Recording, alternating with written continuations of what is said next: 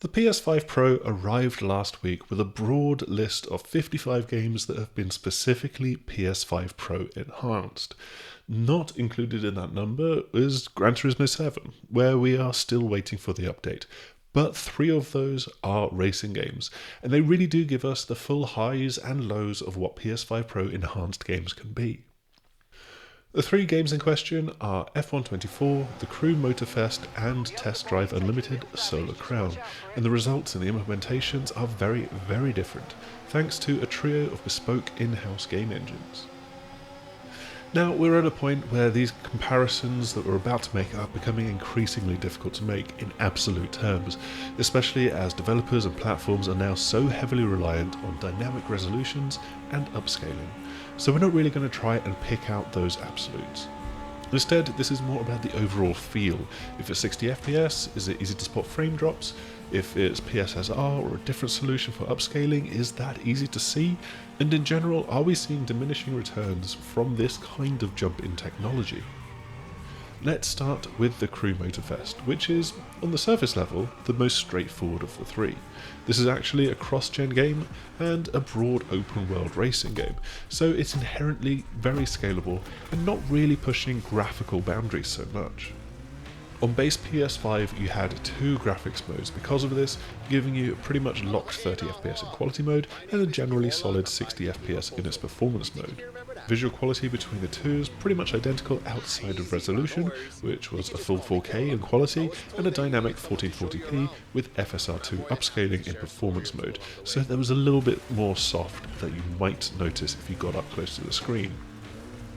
The difference that's a little bit more noticeable was the pop-in for smaller scenery items and shadows in performance mode came at roughly half the distance to the camera of what it did in quality. Now, the main stated goal by Mark Cerny for the PS5 Pro was to give performance mode frame rates at quality mode graphics and resolutions, but that's not quite the approach that the Crew Motorfest takes. This game does only present one mode to PS5 Pro, removing the option from the settings, and it gives you a 60 FPS target and a 4K output, but it uses PSSR upscaling to get there, and that enables Ubisoft Ivory Tower to experiment with pushing some more higher quality effects. These were detailed in the patch notes, so while screen space reflections are still used here as opposed to a jump to ray tracing, they can use a higher level of detail to make car bodies and water look more precisely reflective. So of course this does mean that you still have the same weaknesses that SSR gives you, such as when you're driving under a bridge and that potentially darkens all of the road surface if that's reflecting a lot of light at that particular time.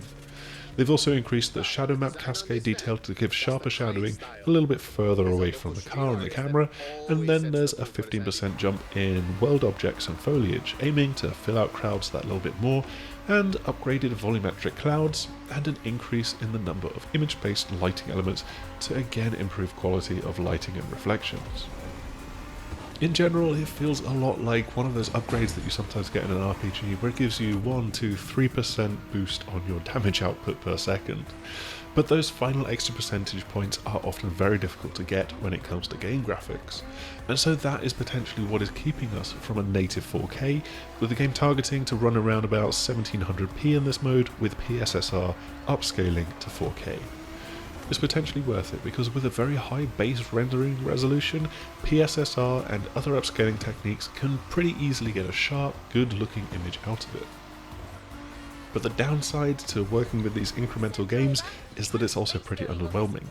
On base PS5 it's honestly the performance mode that should be the go-to, and once again you're starting off with a relatively high resolution with a range of about 1080p to 1440p. And at that point, FSR2 works pretty well. Yes, the image is a bit softer and you do have that minor pop-in as a compromise, but it's honestly quite difficult to spot the difference when you're a couple of meters away from your TV. If you do get up close though, then PS5 Pro does take a good step forward, but again, without highlighting those features by Ubisoft, I was very hard pressed to spot the differences between PS5 Pro and PS5 Performance Mode outside of sharpness. And actually, looking for those differences and skimming through scenes frame by frame, I did note a few frame drops on a number of occasions. Hopefully Ivory Tower can go back and give us another quick pass just for frame rate alone.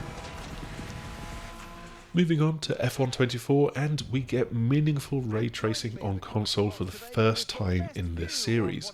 Ray tracing actually debuted on the PC version of the games back in F121, and it has featured on console in the past, but only ever during non-racing moments. Now with PS5 Pro, ray tracing is featured in racing for the first time, and in a rather refined form, as Codemasters have iterated upon their Ego engine.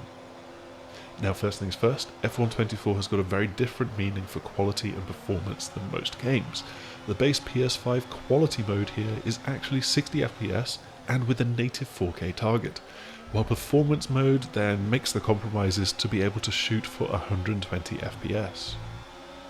So really, the only direction for PS5 Pro to go was to add ray tracing on track, and this naturally brings in the kinds of flashy ray trace reflections that you want to see in games. But there's also ray traced ambient occlusion for improved shading as objects make contact with one another, and dynamic diffuse global illumination. The main ray traced feature that is missing is ray traced shadows, although I would say that these still look pretty sharp and good in context. Depending on the time of day, the lighting and the weather, this can all lead to some quite significant changes to the tone on track. And this is most strikingly rendered on a very wet race day. Not wet, very wet. This is where you get to see the real difference between the screen space reflections and the ray traced ones, because on base PS5 with a wet and shiny asphalt surface, those reflections can be very excessive and give an over-the-top mirroring effect, where reality would be much more subtle, and you also generally have brighter reflections on the upper surfaces of cars. By contrast, ray-traced reflections are a lot less shouty, let's say. Things like billboards on bridges and big screens are no longer reflected to anywhere near the same degree in the wet floor. They diffuse much more quickly and much more naturally. However, there are still those shiny ray-traced reflections on show. You can spot it in the reflective protective glass, which is along the pit wall at Albert Park, and it mirrors the grandstands opposite, as opposed to being effectively whited out by the light from the sky. And then you have the often very shiny front wheel vanes that will now reflect the scenery that you're zipping past as well. And that is particularly noticeable when viewing from the TV pod angle. One neat improvement is that where SSR and bodywork refreshed at 30Hz on PS5, the ray-traced reflections update at 60Hz on PS5 Pro. So that improves some of the fluidity, some of the almost subliminal fluidity of the game. RTAO and DDGI both also really help to bring more realistic feeling light and shade to the environment, and this is most noticeable on track at night time. You've got trees sat behind the trackside barriers, and they are no longer uniformly lit through all of their branches. And even further into the backdrops, you can now see the skyscrapers in Singapore lit directionally in a way that it feels more cohesive with a city's nighttime skyline. But that's not really what you're going to be focusing on when you're racing, and you'll instead spend a lot of time looking at the exhaust and the rear end of both rivals and your own car if you race in third person.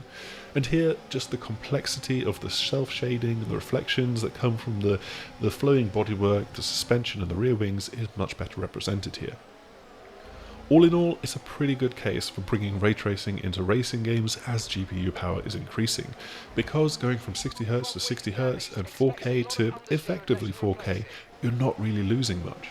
If you're shooting for 120Hz or higher, which is what PC sim racers will demand, then perhaps you're probably going to want to turn off the ray tracing, not really deal with the flashy stuff. And that's because you're effectively using this power to overcome the compromise that will be familiar to PC gamers who use ray tracing, where you have to sacrifice the resolution and a lot of frame rate, and then use upscaling to claw back the difference. Without ray tracing, that PS5 has got that native 4K target, but with the PS5 Pro and ray tracing, it drops to a dynamic resolution limit of 1440p, and then it uses Sony's PSSR to get back up to 4K. Now that is a high enough base render resolution to give high quality upscaling results, though you will have those traditional upscaling problems like chain link fences that can break up a little bit, though honestly I can't say it's that much different from the temporal anti-aliasing that is used by the base game, and it doesn't really matter at the speeds that you're typically going. Now there's two further features that the PS5 Pro offers to F124 that we weren't able to get into and test at this time, both in terms of like the TV that we've got being a bit older and capture gear that is available.